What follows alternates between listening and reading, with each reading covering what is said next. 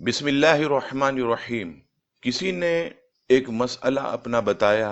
کہ مولانا صاحب کافی عرصہ ہو گیا، اولاد جیسی نعمت سے ہم محروم ہیں، کوئی ایسی دعا آپ ہمیں بتائیے کہ اللہ تبارک و تعالی ہمیں اولاد جیسی نعمت عطا فرمائے۔ جواب سماعت فرمائیں، اگر کسی کو اولاد نہ ہوتی ہو تو وہ حضرت ابراہیم علیہ السلام کی دعا رب حبلی من الصالحین، رب حبلی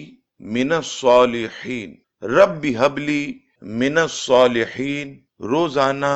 100 مرتبہ پڑھے، روزانہ 100 مرتبہ پڑھے، اور پڑھنے کے بعد اللہ تبارک و تعالی کی بارگاہ میں دعا کرے، اور اول آخر 11 مرتبہ نبی پاک علیہ الصلاۃ والسلام پر درود پاک پڑھے، تو انشاءاللہ تبارک و تعالی اس کی برکت سے اللہ تبارک و تعالی اسے اولاد جیسی نعمت عطا فرمائے گا۔ اللہ تبارک و تعالی سے دعا ہے کہ رب کریم جو بھی بے اولاد ہیں، رب کریم انہیں اولاد نرینہ عطا فرمائے اور سب کی حاجات کو اللہ تعالی پورا فرمائے، آمین ثم آمین۔